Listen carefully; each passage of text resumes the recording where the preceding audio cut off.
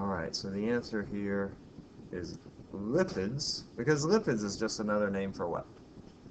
Fats, right. And so fats have the most energy density. So lipids are fats. And if I look at their energy densities, carbohydrates and proteins have about the same energy density. They have about 4 kilocalories per gram.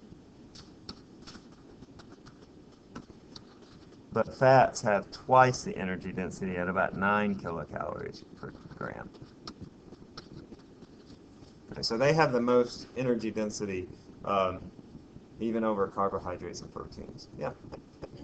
It stays on us whenever we eat it because it has more density. No, it's not that it has more density. Like density is a measure of mass per unit volume. It has more energy density. So it's a different thing from mass density. Energy density is how much, if you take 1 gram of a fat or a carbohydrate or a protein, which one of those has the most density? Which one has the most energy? So I'm sorry, when I use that word density, I don't mean it in the same sense of mass density. Like wood is less dense than iron.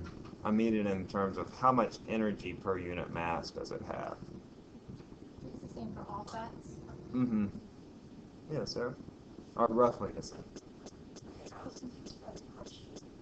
Density, I mean by like.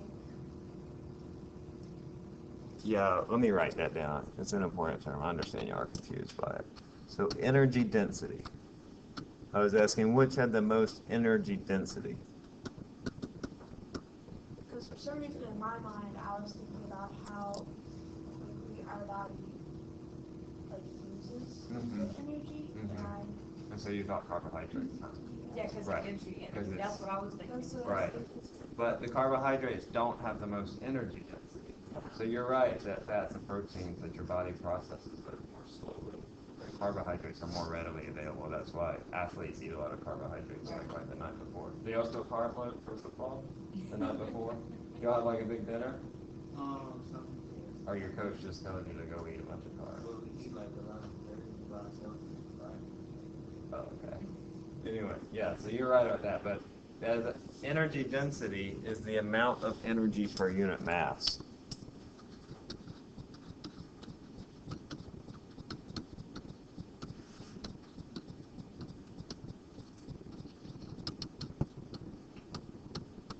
Okay? So if I have a particular amount of a fat, carbohydrate, and a protein, then which of those, if they're all the same mass, have the most energy? And fat is a more energy dense material. It's also the part that makes the steaks taste good, right? A good steak with a lot of fat sort of marbled into it is a very good steak. I'm sorry, what? Pizza I'll roll this afternoon. I get steaks for free all the time. Huh? I get steaks for free all the time. Oh, right, you work, Yeah, and I like, where do you work? Outback. And like, Outback. some of the jobs I work, they come with a free meal, so like, steak. Yeah. All right. Even Carbohydrates are in a lot of things. We eat a lot of carbohydrates. I met a guy at the gym, and he was telling me he's diabetic, and so now he can't eat carbohydrates, and he can't eat sugars, which is a carb, right? And that's really difficult to not eat carbs. He can't even eat like potatoes or some sweet vegetables, like those little sweet peas. Can't eat that. Fruit, out. You can eat basically, most vegetables and meat. when I was first started working out, lose weight, I barely ate any, didn't put any focus on carbohydrates. Mostly did protein. Right. And it worked out well. But carbs are important. They provide a good source of energy. Oh, I don't know. We were just chatting. All right.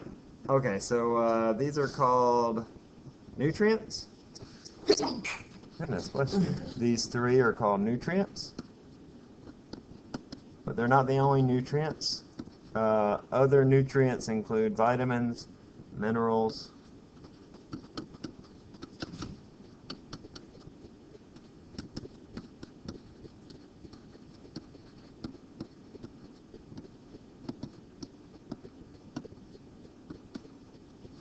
And what else? What's the other major nutrient that the body needs? You need, huh? No, close. What's something you need? You need carbohydrates, lipids, proteins, vitamins, minerals. Salt is a mineral, and water. Yeah, so you need lots of water. No, it is a nutrient. It's considered to be a nutrient.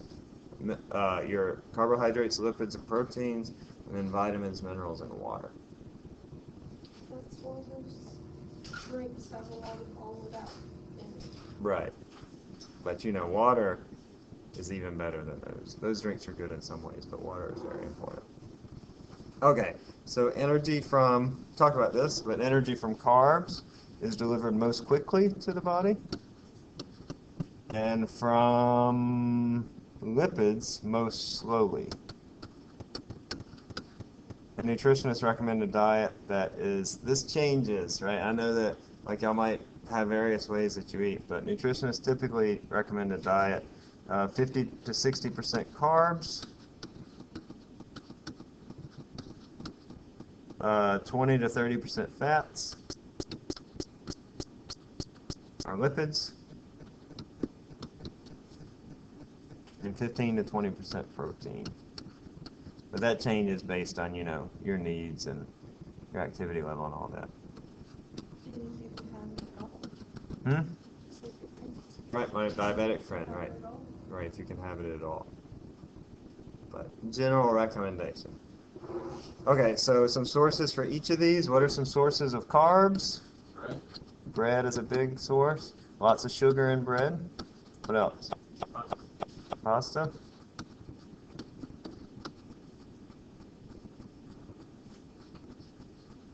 Sugar. Potatoes. Yes.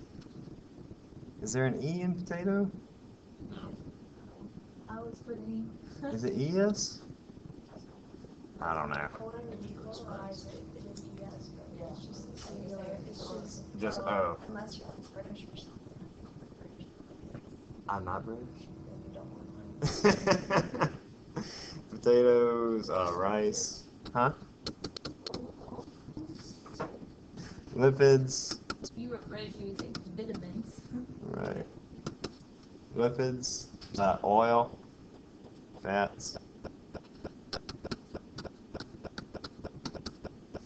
butter, those sorts of things.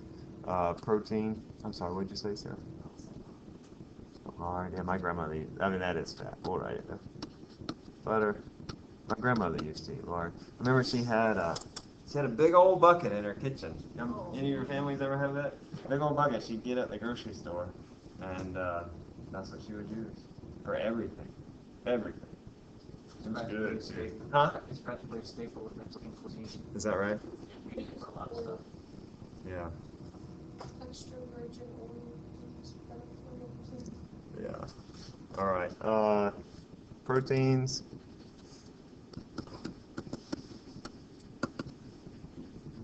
Eggs, meat. Fish, beans, tofu. I chose the wrong day to come to class. Are you hungry or are you not hungry? I'm sorry. So lots of different sources of protein that are both plant-based and animal-based. All right, let's see. I have a video I want to show y'all. Let me pull it up though. Give me just a second. I think it's on YouTube.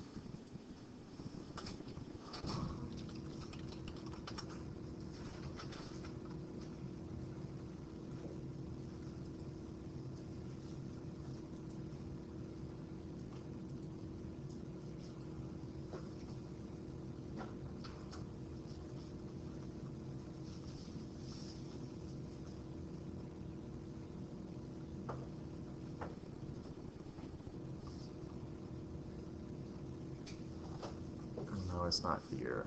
Can y'all give me just a second to find it? It's kind of cool. It was like a PBS series, I think.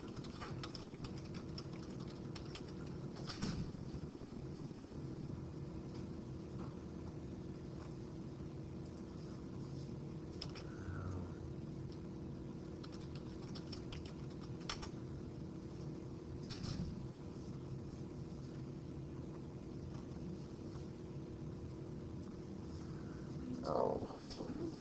Yeah, there was a series. Series about food and with football in it. About food and football, yes. It was. Make it simple.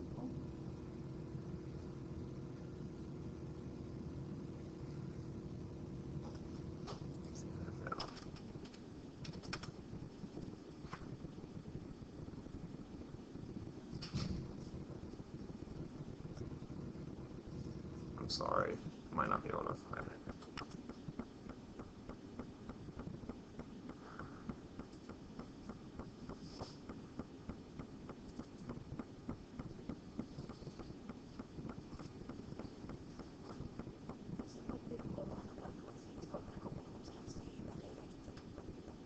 What? No, no, here, I got it, I found it. Sarah? So one of the guys, I guess he was a scientist, he said, depending on the humidity, Uh-huh. this Yeah, we'll talk about that. Okay. Yeah, so we'll get to this soon. Remember we talked about the latent heat of vaporization, how there's a lot more energy required to change a liquid to a gas than it is to make it just raise its temperature. And that's why steam is so much hotter at 100, or so much damaging at 100 degrees Celsius than water at 100 degrees Celsius, because you have that extra latent heat of vaporization. That's true too when you have water on your skin. When it evaporates, it takes away that latent heat of vaporization from your body. It consumes that energy to turn from a liquid to a gas. And so when the water evaporates, it takes away a lot of energy. However, in a place like Louisiana, where it's really humid, water just doesn't evaporate as readily. That's why it feels cooler when you're out west or California or somewhere where it's drier. It feels a lot cooler because that water evaporates from your skin very readily. That's why rubbing alcohol, you put rubbing alcohol in your body, does it feel hot or cold? It feels very, very cold because the alcohol evaporates so quickly. It's so volatile, it evaporates really quickly, and even in a very humid environment, it will take away that latent heat of vaporization. And that's why they use alcohol rubs for people that have, a high fever. It cools their body down very quickly. All right, we'll talk about that in a bit, though, sir. All right, let's try these questions. The one on the left.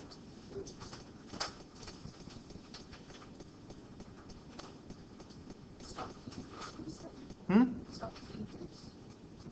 not to stop fevers, but to cool your body down.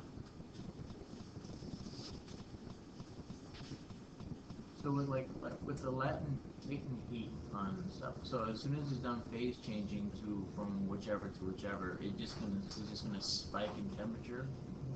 If it goes from what will spike in temperature? Like the system, like say water, if it's going from ice to liquid or liquid to steam, it's just it's gonna just stay at temperature, and as soon as it's completely done phasing to the next it matters, it's gonna spike up with all the energy that it was absorbing. Yeah, remember we had this graph, temperature, energy, and it looked like this, where I have a solid, put in energy, and it raises its temperature, and then I put in energy and it changes its phase, put in energy to the liquid to raise its temperature, and put in energy to change its phase. So still are sort of a liquid and a gas right here, and then put in energy just to raise its temperature. So you don't really have a spike in temperature, if I'm understanding your question correctly. You just have a change in phase going from liquid to gas. I'm not sure I understood your question. So let's say you have water and it's boiling, and the steam is still going to be at that 100-degree mark. Right. So. But whenever it's done changing at least a certain amount, it's going to start. That's when the temperature is going to start rising more quickly.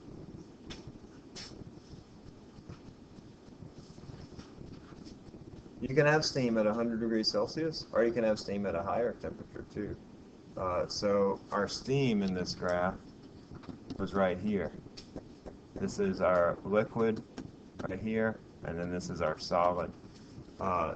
So yeah, you'll have steam at the 100-degree mark, but then as I put more energy in, the steam can get hotter and hotter. I think maybe you're getting, we had talked about having water at 100 degrees and steam at 100 degrees, but the steam has more energy than the water because it has that latent heat of vaporization. Okay? Okay. Well, we're going to come back to that because it becomes important. Let me stop this.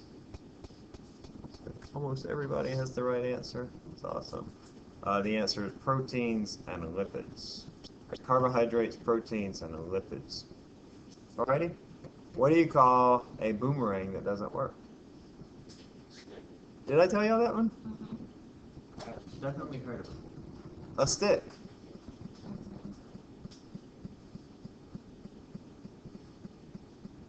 Alright, well, it was a good joke. We're gonna stick with it. Alright. I gotta get on my game. The following describes thermal conduction. This equation, we've seen it before. We saw it in the previous chapter.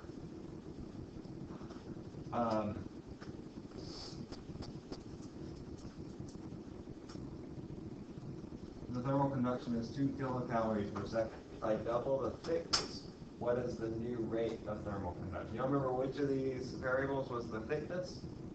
This is our thermal conduction, energy per time, heat per time. Which one of these was our thickness? Now A is area, so it's the area of your material. D is your thickness. So if I double the thickness of the material, what's going to be my new rate of thermal conduction? If I double D, my thermal conduction was 2. What is my new rate of thermal conduction? Does it go up or down, and by what amount? All right. Let's stop in 3 seconds.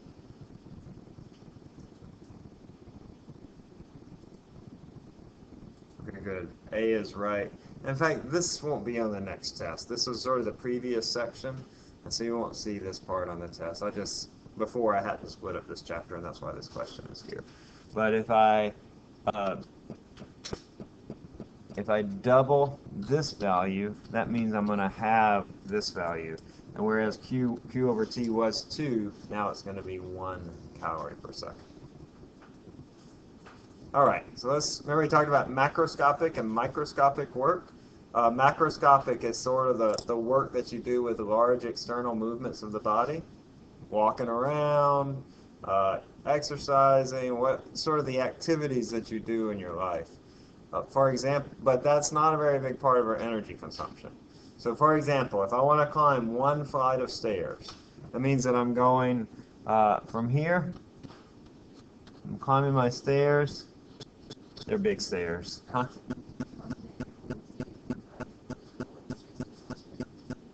Right. So when I climb those stairs, what I'm doing is I'm taking a mass and I'm moving it up a distance h.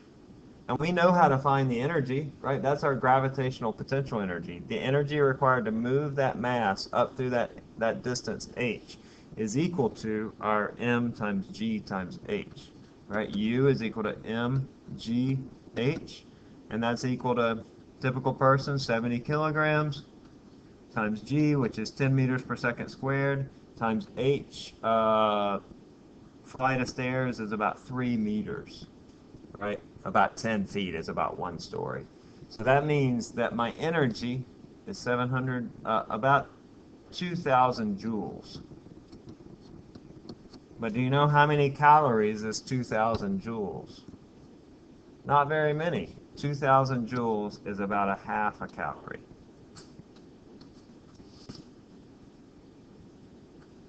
I'm sorry, that should be half a food calorie. So be careful with that. It should be a capital C right there. Half of a food calorie. So then, if I climb 200 flights of stairs,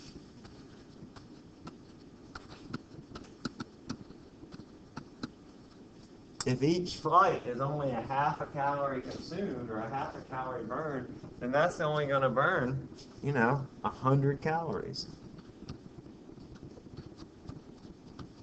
That's like one of those little, yeah, remember one of those little packs of cookies that said they're 100 calories? There are like 2 cookies inside those things. Y'all ever eaten those? The little 100 calorie packs? It's like one of those for 200 flights of stairs.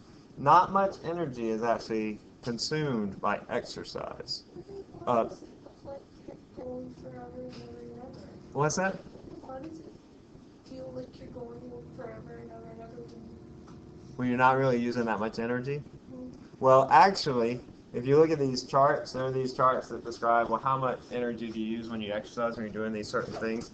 It actually says that an hour of stair climbing is actually about 400 to 600 calories. You know, who climbs stairs for an hour, for goodness sake? But anyway, so that's a little higher. Like you might climb 200 flights of stairs in an hour. So that is higher. Why is there a discrepancy between the change in potential energy when you climb 200 flights of stairs and then the tabulated, sort of the predicted amount of consumption of energy? Why is there a difference between the change in potential energy and then what you actually consume when you climb those stairs? Because everybody's body is different. Yeah, sort of. Yeah. Well, because it's the amount of energy that the muscles need to actually move you upward is more than the amount needed to actually move the mass itself. Yeah, I think you're on the right track here. So there are other types of energies that are produced in your body, not just the mechanical energy that moves your body from height equals 0 to height equal h. What are those other types of energy that are produced in your body? Primarily what? water. Not water, that's not energy. Oh, y'all, what's the other types of energies in your body that are produced when you're exerting yourself? Thermal energy, right. Just like the engine. Remember, we were talking about the engine, how the engine's only about 20% efficient? Turns out the body's not terribly efficient either, that it produces other types of energy. So as you're climbing those 200 flights of stairs, but you know, who does that? Who climbs 200 flights of stairs? Then your body is heating up and it's producing other types of energy. It's kind of like an engine. You want to hear a funny story about engines? I sort of grew up out in the country, and my dad was a mechanic, all my brothers were mechanics, so we always had old cars laying around working on various stages of disrepair. But my uncle, not the sharpest cookie, or not the sharpest knife in the drawer, he had this sweet old Mustang, and one day he and my brothers were racing out in front of the house, and his car started overheating. Like, there's steam coming out from underneath the hood, right? Because that radiator or whatever just wasn't cooling properly. And so my uncle, he said, "Oh no, my engine is overheating," and he took a big bucket of water and splashed it onto the engine. And what did it do, you think? It cracked, right? Cracked the engine, cracked the block of the engine. Because it was, well, we talked about linear expansion? I don't think we have. Are we going to get to it? I don't think that we will. But linear expansion means when a metal heats up, it gets bigger, or when any material heats up, it gets bigger. But if you cool it down too rapidly, like just the outside gets smaller, but the inside stays big. And that's what happened with this engine. It was too hot. Okay? My brothers, like, they made fun of him for years to come about that, because, like, oh, what an idiot. All right. That's right. You shouldn't pour hot water on your windshield if it's frozen, because it can crack your windshield. But I think that windshields are a little bit better as far as thermal expansion. Like, they don't expand as much as, say, like an engine block. An engine block can expand quite a bit when it heats up. All right. Why the discrepancy? Muscles are very inefficient. This is why the discrepancy.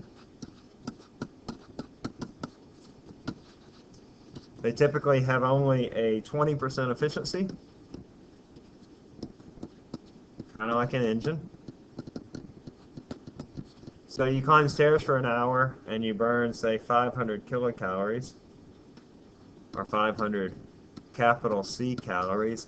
By what amount have you increased your potential energy? So let's do this as a clicker question. A, B, C, or D. We'll do 400, 200, 100, or 300.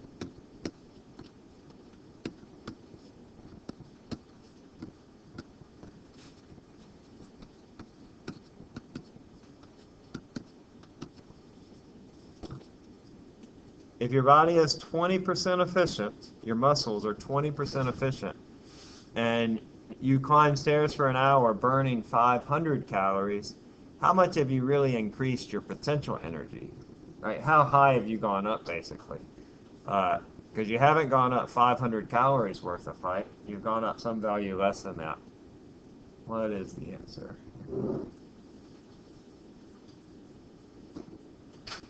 All right. Ask your neighbor if you're not sure. Many of you have it right.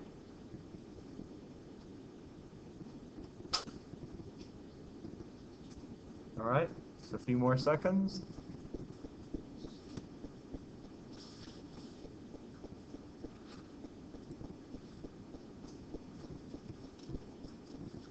All right, we'll stop at 55, 55.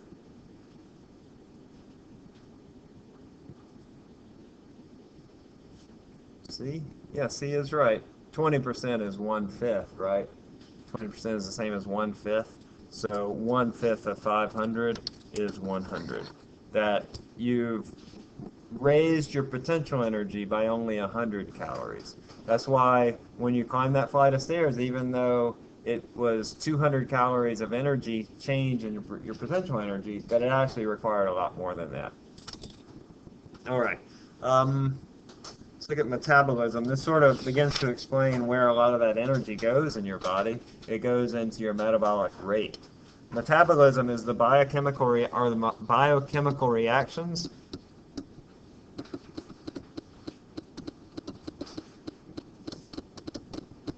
in the body that use energy to build up and tear down substances. And then the metabolic rate, also metabolism, is sort of the things that go on inside at a cellular level in your body that allow you to live. They produce energy, things go on in your cells. We'll talk about that in our electricity chapter about what goes on there. But just for now, we'll look at them as just the things that go on inside of your body. The metabolic rate is the rate of energy usage in the body.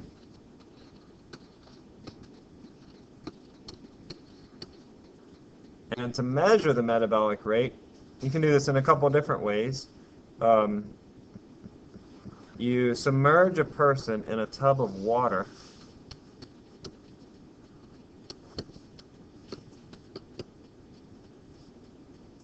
and measure the rise in the temperature of the water. There are other ways that you can measure the metabolic rate. In fact, you can go on various websites and find your predicted BMR, your metabolic rate, how much energy does your body use. The basal metabolic rate is the rate at which the body converts energy into thermal energy while resting.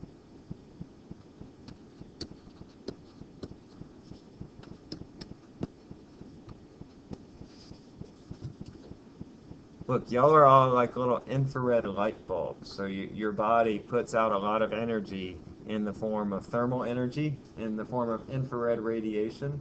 In fact, that's where most of the energy leaves your body. And the basal metabolic rate measures, if you have this energy coming in, how much of it is actually going out in heat.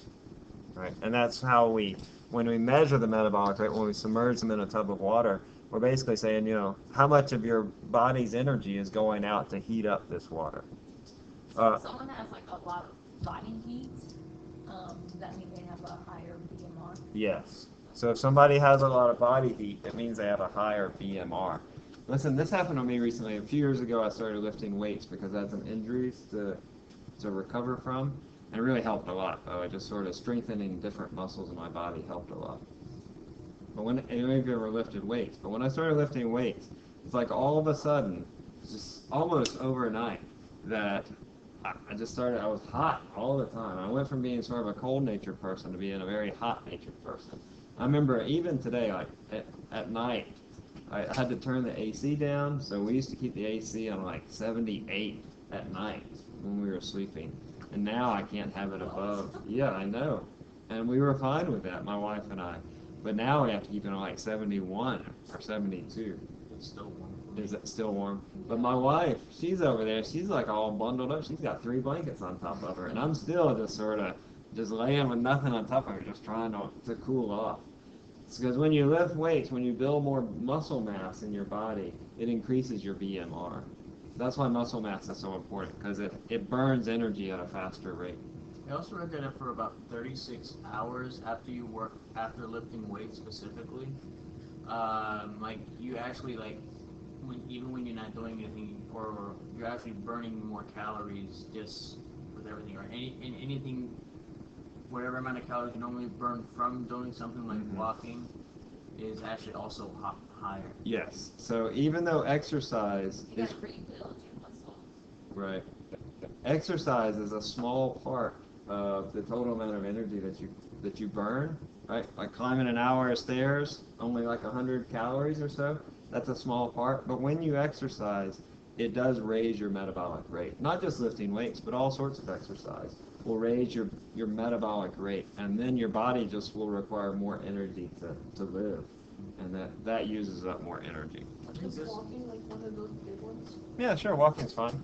It's sort of an active I think this lifestyle. what contributed to my weight loss when I first started, because like outside of going to the gym, like at work, waiting tables, it's a lot of running around, so I burn a lot of extra calories. Yeah, and when you do that, when you exercise, when you exert your body, it raises your body consumes more energy even after you stop exercising. Well, this was specific to to the functions of muscles and how they operate that contributed to it. But I'm sure there was other things too from the different exercises that do. But in this case, it was like a window of about 36 hours. Mm-hmm. I Yeah. might be getting it wrong, but I don't think I'm close. I'm not certain about that, but certainly it does raise the rate at which you consume energy, even after you're done. And I think I saw the article on my phone too. Yeah, I'd love to see it. Send it to me. It's very interesting. Like the way that the body consumes and uses energy is very interesting. So BMR is the energy required to live. All right, just know sort of basic. So if you have a total BMR, or typically your BMR is about 65 calories per hour. So in one day, how many calories do you use? Well, I would say 65 calories per hour. And I know that in one day, there are 24 hours. I do that so I can cancel out the hours and get calories per day. Then 65 times 24 is about 1,600 calories.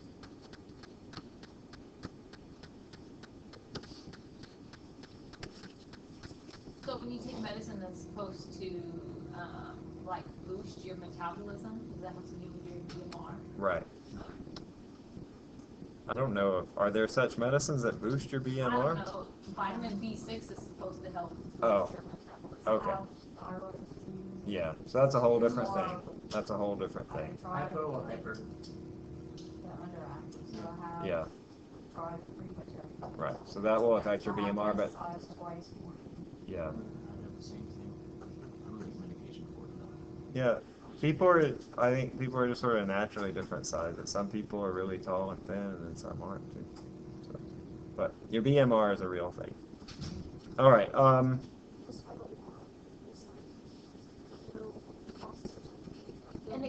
it can change over time. Your BMR. Yeah. So younger people have a higher BMR. I used to be like sticks. I know. As you get older, your metabolism drops. And that's why, like older people, you just can't eat as much. All right, so younger people, and this is kind of ironic, but taller, thin people have higher BMRs. That doesn't seem fair. It seems like tall, thin people that you don't need to have a higher BMR. You should have a lower BMR. That you shouldn't use as many calories. But the reason is, for young people, they're just growing. And so a lot of their energy goes into growing. So young people, my son, and he eats whatever he wants. He eats it all the time. And he eats a lot. But that's just because he's growing. He's getting bigger. Lots of energy is going into growing his muscles and his bones. And that's why... Yeah, well... I don't know that the BMR has to do with hyperactivity, but it is why they can eat a lot of food and not, just not get big. And then tall, thin people, they just require more energy because, You got more air. yeah, you got more area. If you're tall and thin, you have a bigger area to volume ratio. Like you have more area than you have volume inside. So it's harder to keep that body warm. And they just need a lot more energy to keep themselves going. Tall, thin people.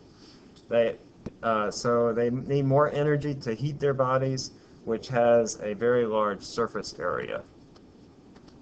I said, not fair. Doesn't seem fair.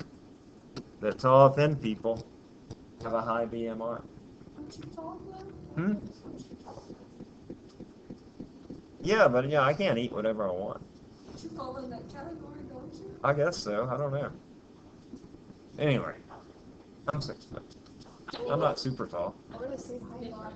No, Yeah. I bet you right now, if we stand down, I'll be the exact same. I believe you. You don't need to show me. I believe you. All right. So the total metabolic rate, this is all about BMR here. The total metabolic rate is total energy to run your body, including any activity.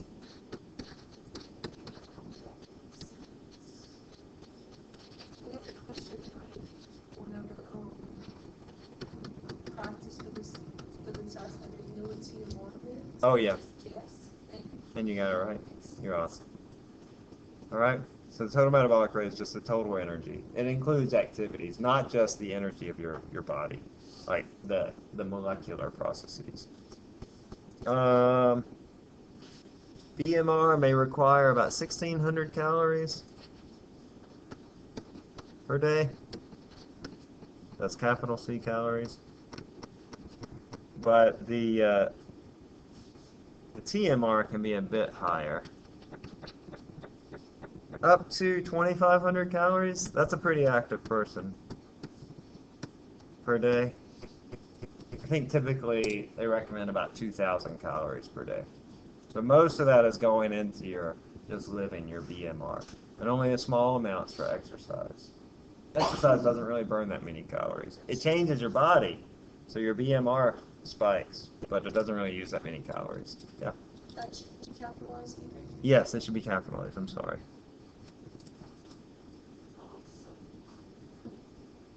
Okay? Yeah, we'll use just food calories. That's going to be our normal thing. So if exercising doesn't use as much calories as a lot of it is released as like different energies like thermal and stuff. Right. Well, I used to swim a lot in school. Mm-hmm. And I had to eat a whole bunch. Right. And they said that swimming burns more calories than normal exercising. Is that because the fact that we're in the water and like you don't release as much thermal? I think swimming just uses a lot of different muscles. It's hard to swim. Well, You ever swim? Oh God. Well, yeah, that's a lot of muscles, but I was thinking more along the lines of, like, since you're, especially like whenever it's October and the water's like. I guess so, Sarah. I'm not sure. I think, yeah, sure, that's part of it, that your body just has to work to stay heated up in the pool, because you cool off more readily. I suppose that's probably true. All right. Okay, so notice, however, the BMR is the bulk of your calories.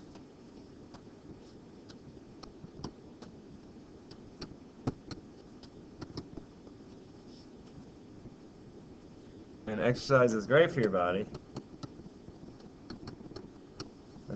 Exercise can actually change your BMR, but to really manage your weight, not even to lose weight, but just to manage your weight, you have to cut consumption of calories. There's no getting away from that math, that in order to lose weight, you have to cut the amount of energy going in. Like I said, not even to lose weight, but just to manage our weight, consumption of calories. It's just the math. Energy in, energy out kind of thing. So when I started working out, I focused a lot on protein and basically just got all my energy from caffeine. Extremely. I don't think there is no energy in caffeine. I mean, It woke me up. it's a drug. It got me through. It gets you. It makes you more alert. And Yes. So I drink it in very concentrated doses. Yeah. No energy in caffeine. But like, like a standard Red Bull, which split that high, has about 9.5 milligrams of caffeine per ounce. Uh-huh. Stuff I normally drink twice a day has 39.5 milligrams. Yeah, that's probably not good for you. Oh, definitely not. This brought me, I felt a heart attack on the before, and I was like, go get working through it. All right. My husband drinks those sometimes. I don't know why. And every time, yeah, they make him sick every single time. But he still drinks them. All right. Question here on the left. What is this? Oh. What is BMR? What's that? That's because you're awesome. All right. We'll do about 5 more seconds.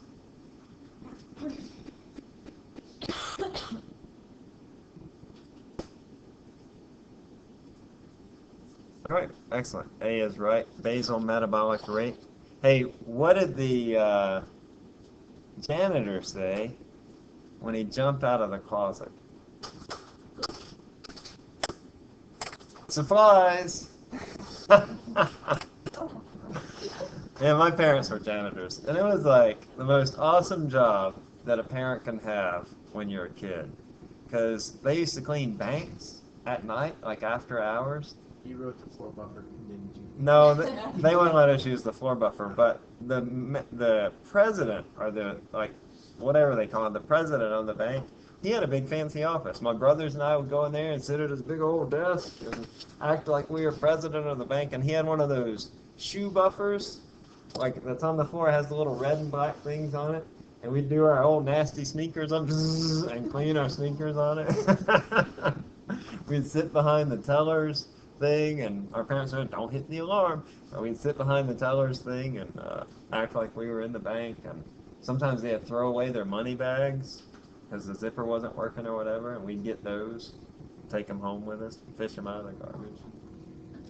It's like the best My job. mom used to work at it was like a resort, kind of, by Schlitterbahn in Texas, and she was like part-time, but she would clean up the rooms after, and I would go with her sometimes, and it was so cool, because people would leave all kinds of stuff behind. Yeah. Yeah.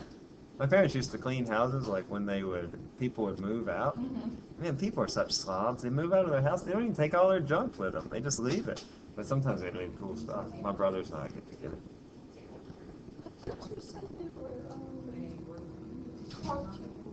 Huh? Oh yeah, I mean they had all sorts of jobs. All right. Don't sweat it. We're almost done. All right. So let's stop at 45. 45. I think that's everybody.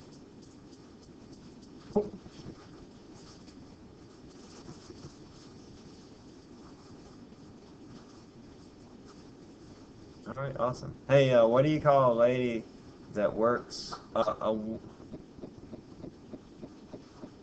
What do you call a one-legged waitress? No, Eileen. I told y'all that one. Shoot, I'm sorry. What is the answer here? Energy is the calorie. Okay. Heat and body temperature. The body's temperature is very regular. Yeah.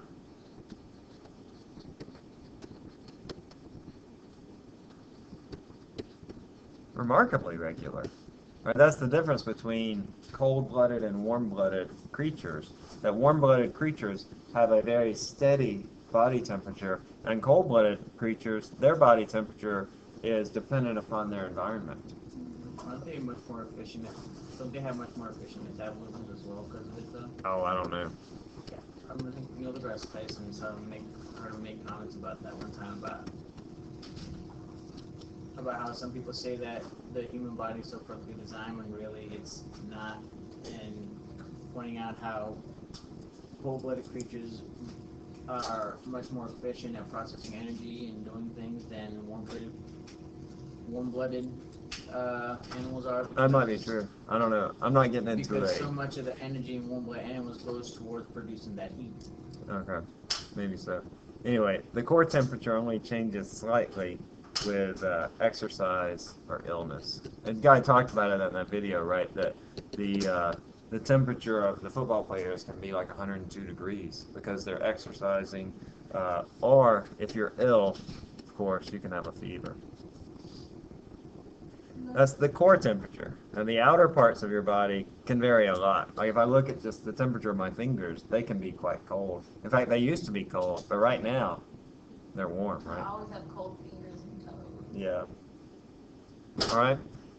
So that can vary a lot. Sources of heat are the metabolic processes, those cellular processes, in the major organs. You know the major organs, the liver, heart, brain, muscles.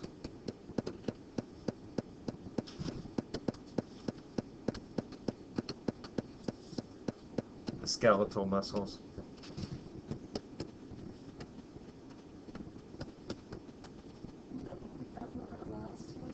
What's that?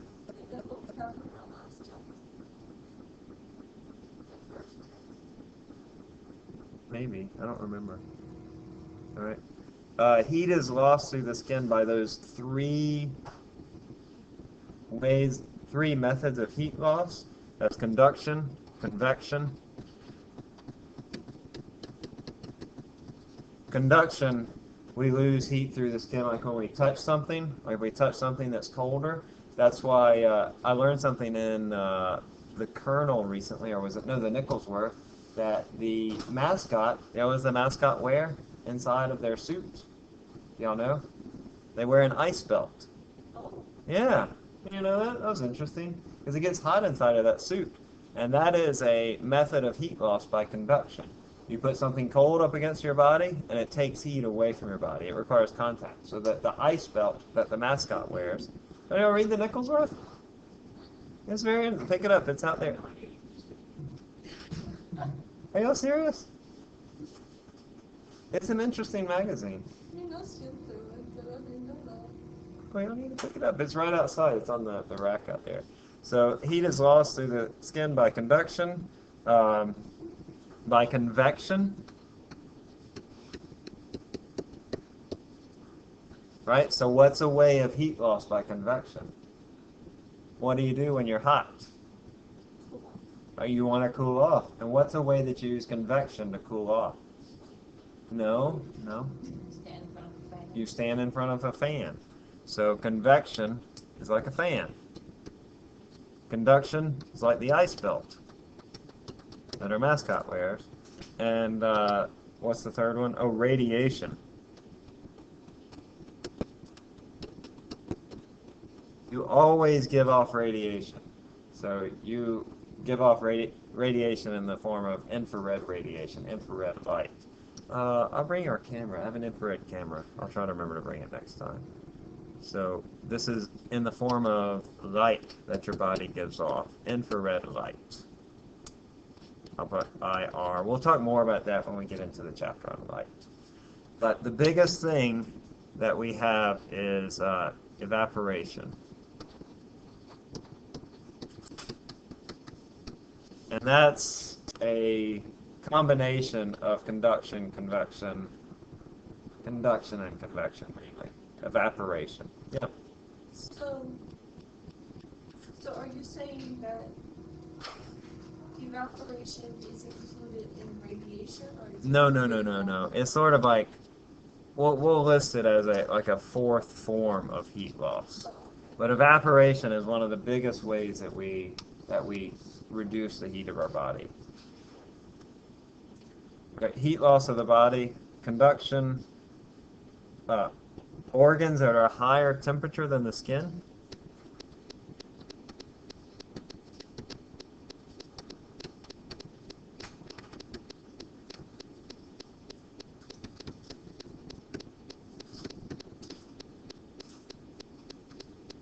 And remember, if we have something that's hot, next to something that's cold, then there is going to be a net transfer of heat from the hot to the cold. So the heat in our organs, which are hot, will transfer outwards to our skin. And then once it goes, that heat goes to our skin, it's irradiated out by radiation, it's lost by conduction or convection.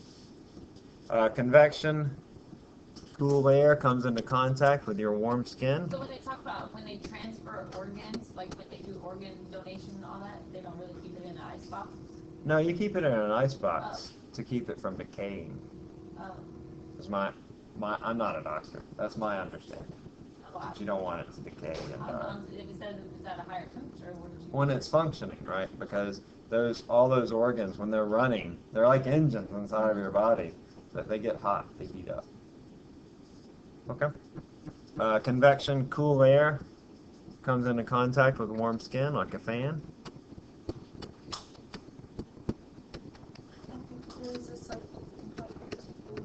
Yes.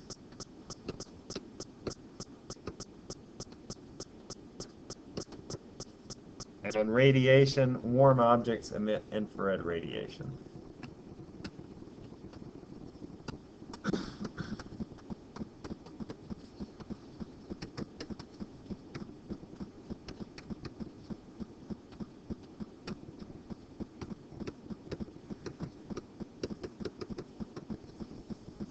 And then evaporation through sweating.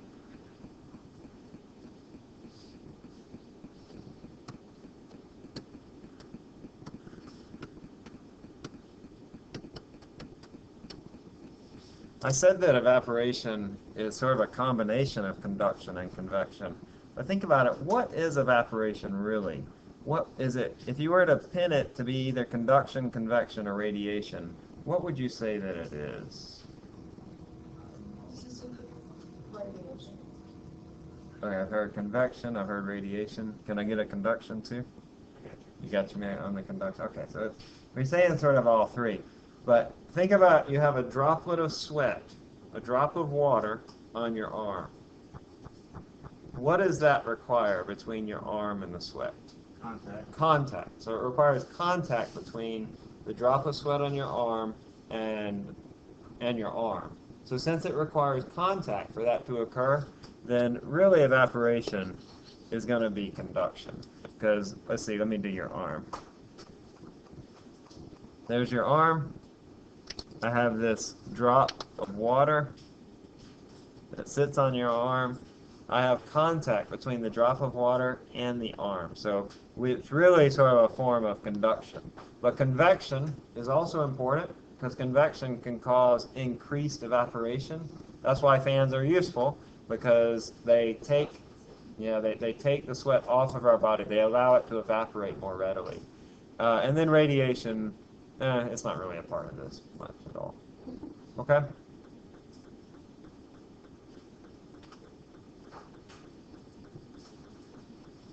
Just a little bit more.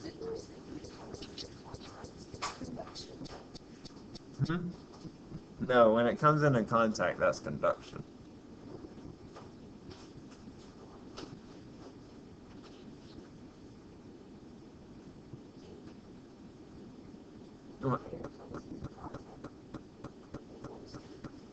Oh, I'm sorry.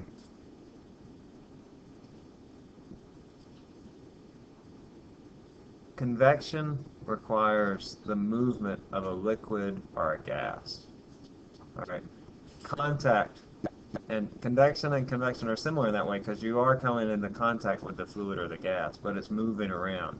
But conduction is more contact between two surfaces. So maybe think about it in that way. Between two bodies, yeah. I kind of thought of the conduction being more of a domino effect between the particles, like the kinetic energy transfer from particle to particle as it flowing down. Yeah, a domino effect between two particles. They have to touch one another, and it moves energy from one particle to another. Whereas like convection is more like it's just all swirling around. Right, right. All right, so the amount of total heat loss, conduction and convection, typically about 20% of your heat loss is through these. Radiation is about 50%, and then evaporation is about 30%. That's why radiation is such a big deal. That's why you use things like the space blankets. You ever see these? Athletes use them. Runners especially. After a big long race, they'll have those aluminum foil looking blankets. And the reason they use those, they're reflective. And so they reflect the infrared radiation back onto them. And so they can cut the amount of heat loss by radiation significantly. Those blankets are quite warm. Not because they're insulating, but because they just hold in the infrared radiation that's trying to leave your body.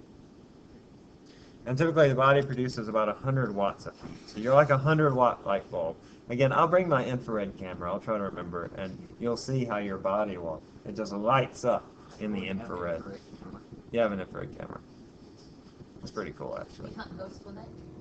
I hunt ghosts with it, yes. All right. Wait, is it a school thing or is it like your personal? It's bonus nickels. But they're not that expensive. You can buy them for a couple $100. All right, we'll stop there, y'all. Y'all have a great day.